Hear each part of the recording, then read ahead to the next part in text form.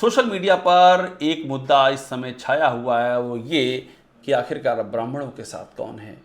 मोहित पांडे का कसूर क्या था? कसूर ये था कि क्या वो पांडे था, इसीलिए कोई खुल करके नहीं बोल रहा है। क्या ब्राह्मणों का कोई अपना वोट बैंक नहीं है?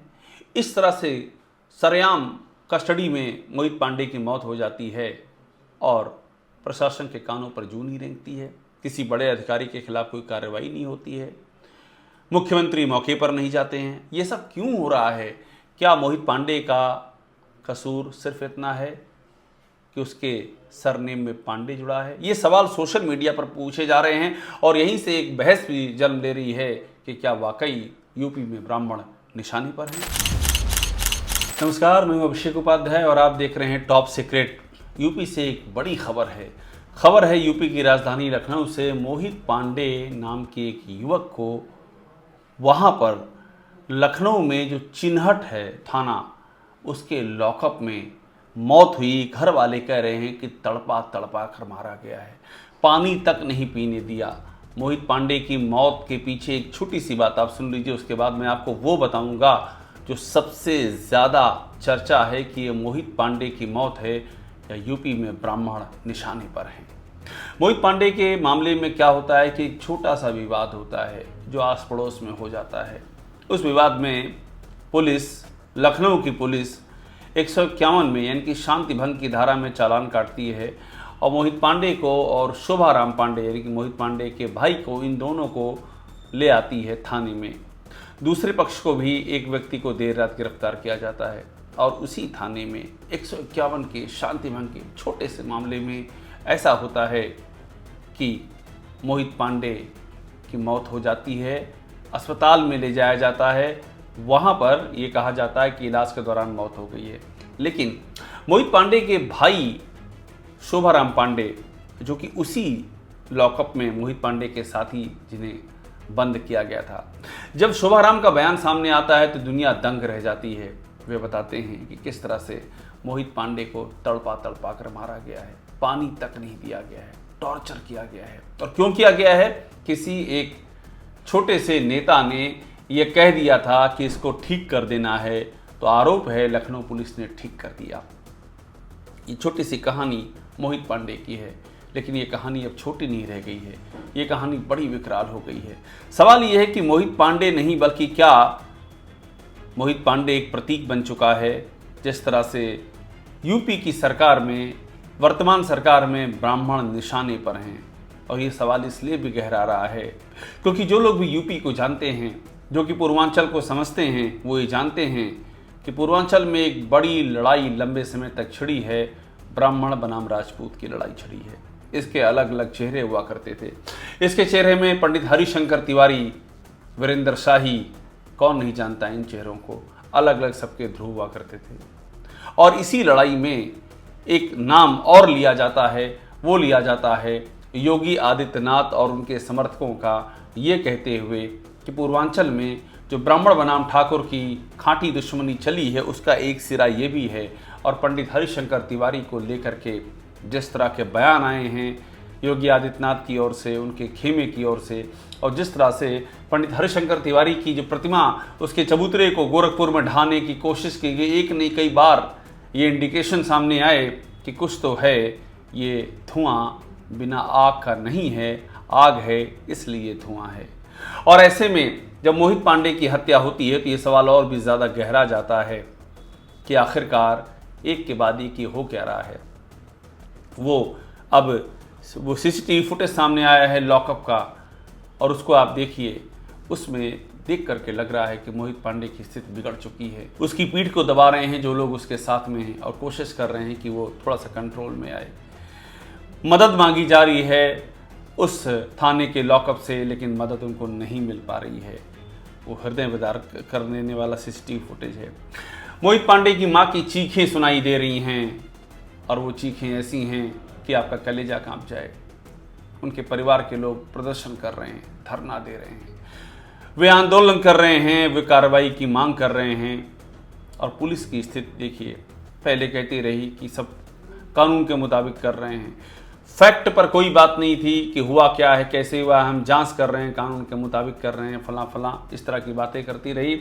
और जब ये मामला तूल पकड़ने लगा तो उसी थाना प्रभारी के खिलाफ एफआईआर दर्ज कर ली गई मोहित पांडे की मां की तहरीर पर। लेकिन क्या ये मामला इतना छोटा है कि एक थाना प्रभारी के खिलाफ एफआईआर दर्ज कर लेने से ख़त्म हो जाए? क्या ये एक मानसिकता का मामला नहीं है? क्योंकि मोहित पांडे न वो पहला शख्स है न वो आखिरी है, एक सिलसिला बताया जा रहा है। फरवरी में कानपुर देहात की वो घटना सभी को याद है, जब प्रमिला दीक्षित और उनकी बेटी नेहा वो एक छोटे से घर में जल करके मर गई। वो चीखती रहीं, प्रमिला दीक्षित के पति चीखते रहे, गुहार करते रहे, लेकिन उनके घर पर बुलडोजर कार्रवाई कर दी गई, जबकि माँ और बेटी घर के भीतर थीं और उनको बाहर निकलने का टाइम नहीं मिला। इसी दौरान वहाँ पर आग लगती है और माँ और बेटी की जल करके मृत्यु हो जाती है। वहाँ ब्राह्मण महासभा के पदाधिकारी पहुँचते हैं, वो विरोध करते हैं, प्रदेश के अलग अलग हिस्सों में विरोध होता है, लेकिन बात वही होती है कि सवाल फिर उठता है कि क्या जो प्रमिला दीक्षित के साथ हुआ, जो नेहा दीक्षित के साथ हुआ, जो मोहित पांडे के साथ हुआ, वो क्या सिर्फ एक अपवाद है या फिर ये कोई सेलेक्टिव टारगेटिंग हो रही है? और इसके मामले में, मोहित पांडे के मामले में अब तो राष्ट्रीय परशुराम परिषद जो ब्राह्मणों की संस्था है वो भी आगे आ गई है, उसने भी सवाल खड़े कर दिए हैं। और इन सब के पीछे हमें यह भी देखना होगा कि ब्राह्मणों का वोट कितना महत्वपूर्ण है। नारायण दत्त तिवारी यूपी की राजनीति में वो आखिरी ब्राह्मण मुख्यमंत्री थे, उनके बाद कोई ब्राह्मण मुख्यमंत्री नहीं बना, लेकिन उसके पहले तो एक श्रृंखला है, चाहे वो सुचेता कृपलानी हो, चाहे वो कमलापत त्रिपाठी हो, एक बड़ी श्रृंखला है। आप उसको पढ़ेंगे तो आपको समझ में आएगा कि हेमवती नंदन बहुगुणा वो भी उसी श्रृंखला का हिस्सा हैं, श्रीपति मिश्रा भी उसी श्रृंखला के हिस्सा हैं, बनारस की एक बड़ी राजनीतिक परंपरा उसी श्रृंखला का हिस्सा है। ये हुआ करते थे यूपी के सीएम जो ब्राह्मण राजनीति की बात हम कर रहे हैं। आज भी कहा जाता है, कोई 12% कहता है, कोई 14 से 15% कहता है ब्राह्मण हैं यूपी में, और वो ब्राह्मण, वो वोट बैंक बहुत ही महत्वपूर्ण है। और इस वोट बैंक का एक बड़ा हिस्सा है जो कि बीजेपी को मिलता है। आपको आंकड़े आपको समझाते हैं। आंकड़े ये कि 2017 का जो चुनाव होता है वहाँ पर बड़ी तादाद में जो ब्राह्मण हैं वो बीजेपी को वोट देते हैं। उसके पहले 2014 का जो चुनाव होता है उसमें तो बीजेपी को 72% ब्राह्मणों के वोट मिलते हैं। 2014 के लोकसभा चुनाव में सपा और बसपा को 5% ब्राह्मणों के वोट मिलते हैं। उसके बाद 2019 का लोकसभा चुनाव आता है, ब्राह्मण बीजेपी को 82% वोट करते हैं। इतना ज़्यादा वोट शेयर बीजेपी के पक्ष में गिरता है। 2017 की विधानसभा का चुनाव आता है जो मैं पहले जिक्र कर रहा था, वहाँ पर 80% ब्राह्मण बीजेपी के लिए वोट करते हैं। इतनी बड़ी संख्या में यूपी के 58 ब्राह्मण विधायक जीतते हैं और उसमें से 58 में से 46 बीजेपी के टिकट पर जीतते हैं। ये कहा जाता है कि ब्राह्मण बीजेपी के साथ हैं। साल 2007 की बात कीजिए तो यही ब्राह्मण बहन मायावती के साथ थे। बहन मायावती की सरकार बनाने में उन्होंने बहुत ही अहम भूमिका निभाई थी और उस समय बीएसपी से 41 ब्राह्मण विधायक चुने गए थे, 41, जो कि बहुत बड़ी तादाद थी। तो इस तरह से ये जो ब्राह्मणों की राजनीति है यूपी में वो लगातार अपनी जड़ें जमाती जा रही है। और अब यही ब्राह्मण, ऐसा भी हो रहा है कि समाजवादी पार्टी की भी इन ब्राह्मणों पर निगाह है।